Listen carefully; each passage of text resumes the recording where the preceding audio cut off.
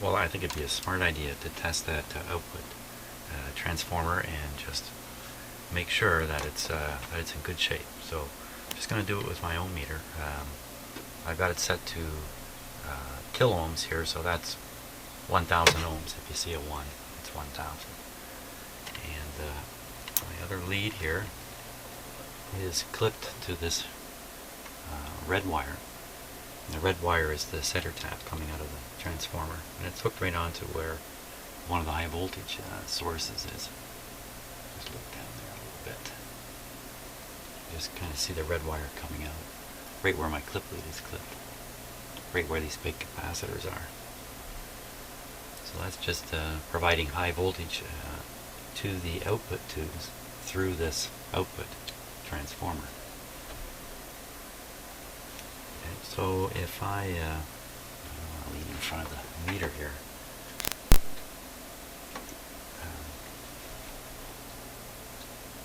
so I can see this is one of the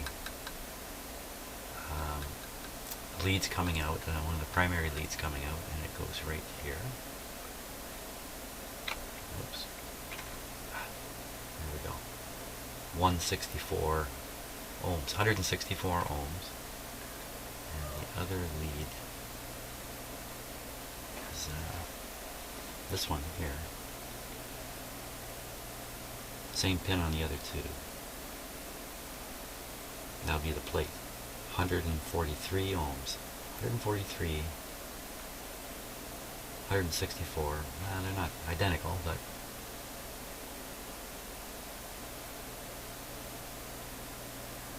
so if we read between them, you should see the sum of those two numbers. 307. Sounds good enough to me. Now another test we should do is if there's a short between the primary and the secondary. There's the secondary here, and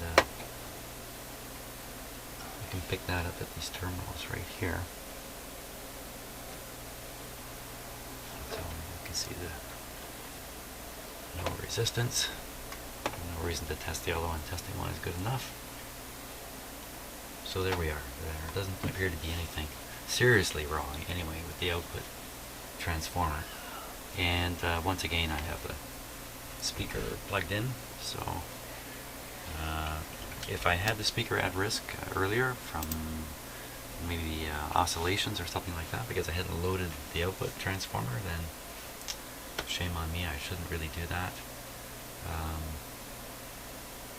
But it doesn't seem to have caused a problem in this case.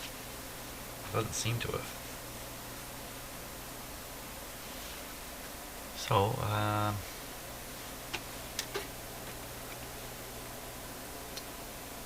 think I could try using my ohm meter to double check the grid connection here. So I'm clipping one lead onto the grid of one of the output tubes, and then these two capacitors here are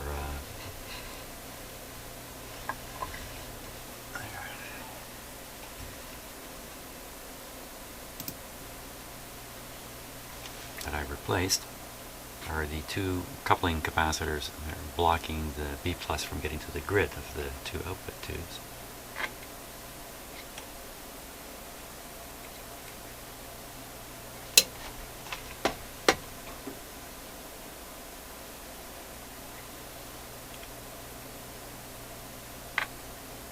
So there it is. 0.07 is probably just the meter itself. If I go to the other tube and its grid,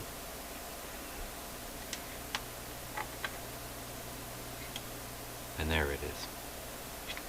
No surprise there.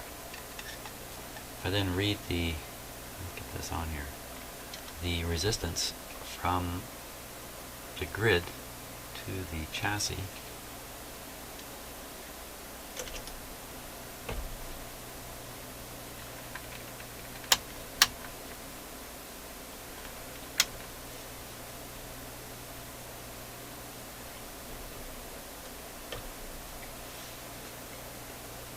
What's up here?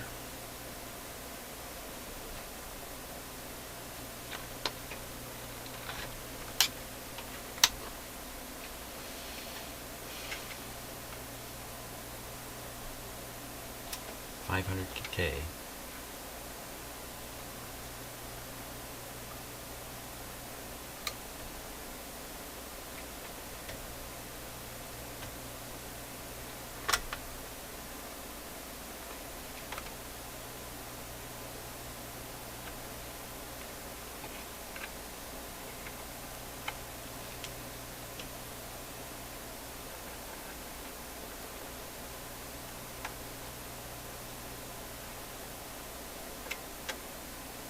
I'm quiet here because I'm not sure what is going on.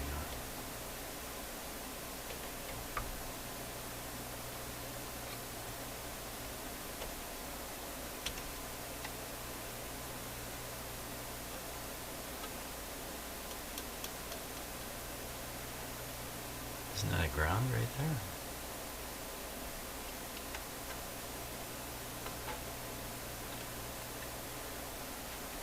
What's up here? I got problems with something. My meter's not working right or something's going on.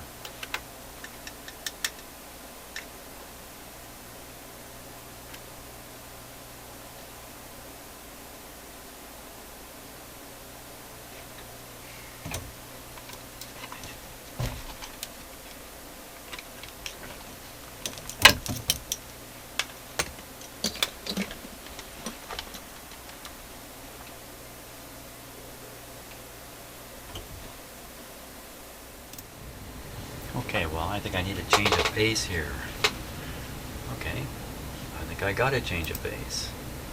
It's just away from the shop for a few minutes reading the latest comments that have come on my channel, and thank you, Glasstronic, who often has very excellent and pertinent comments.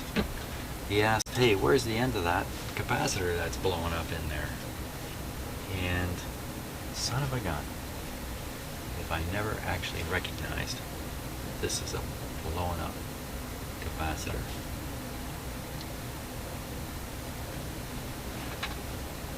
So the end is blowing right off it. And you know, earlier when I just glanced at it, it looks a little goofy. It doesn't look right to me anyway. And I saw this flat piece thinking, well, that's a kind of a strange lead. And I paid no more attention to it. And of course that's the inside of the capacitor blowing out. Now, where's the rest of it?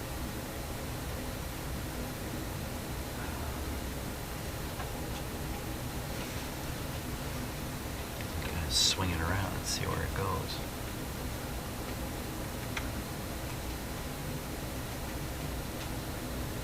It likes it down here.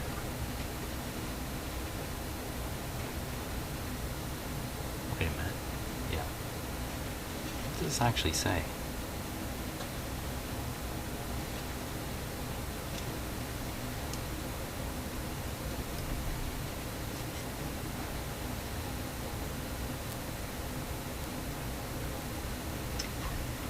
Hang on a second.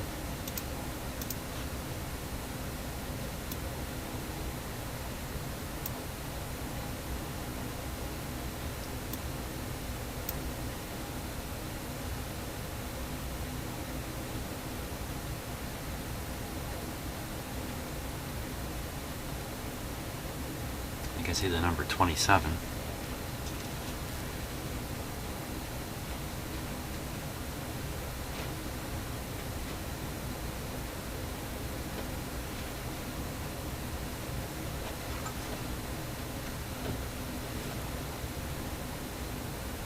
$50 Wow. And this amp, I don't know if you're going to live long if you're only good for 50 volts.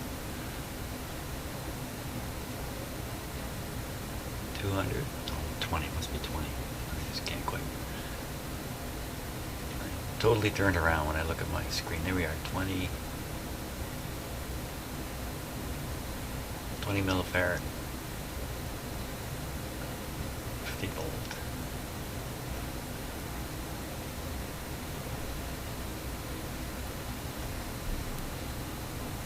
Hmm.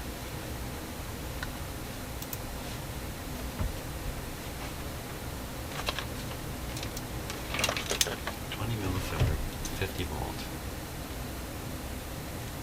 I believe it's connected to the chassis ground. Yeah.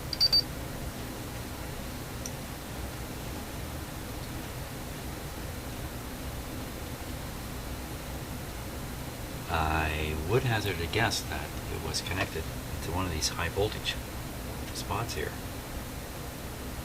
And that would explain there's nothing left inside it. That's it. All of its guts are gone. There it is. There's its guts. That's what that is. I've seen that too. And I know what that is. What is he talking about? I'm talking about that. That's the capacitor. Boosh. Okay, so that puts it in a totally different position now. Let's see, to have kaplooey that way.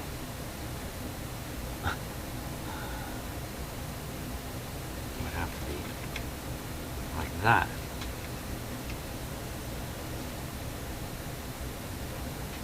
Now it's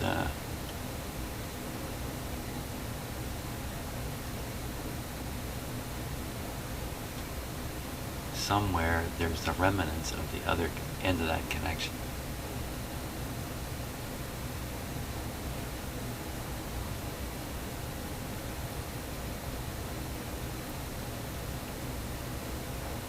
You know what? You know what?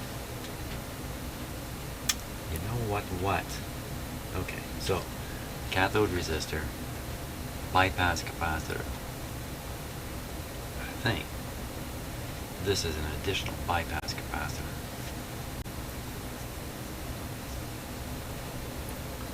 I think that because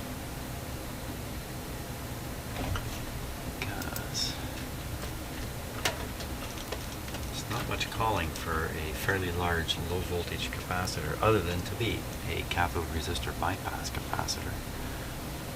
This, same as this.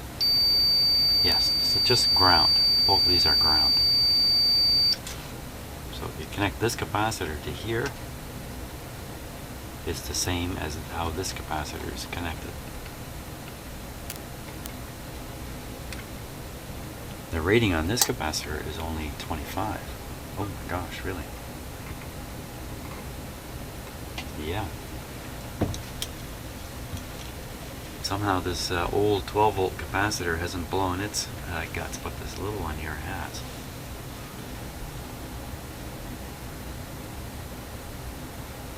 But wait a minute now, a 50 volt capacitor shouldn't blow there. I shouldn't blow it.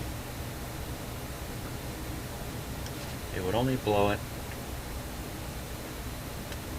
if the things that, you know, what I saw this amp do is what it did. And that's why it's here to be repaired. In other words, one of those tubes just conducted a huge amount of current, voltage drop across the cathode resistor just got really high enough that it popped that capacitor.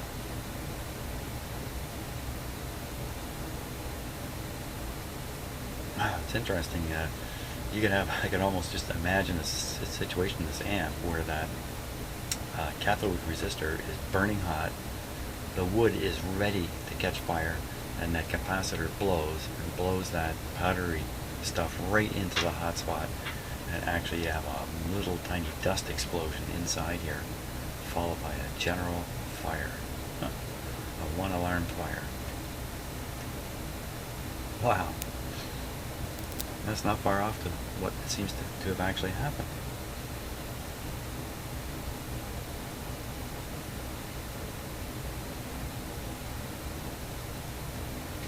Okay, so I've had this thing running and it sounded just fine. And this little nothing left of it capacitor is really more of a danger in here than anything. I could have maybe dealt with that a little bit sooner. now's a good time. So thanks, Glasstronic, for making me think again about stuff that I'm passing by and not giving it its due consideration. So, hasn't fixed my amp though.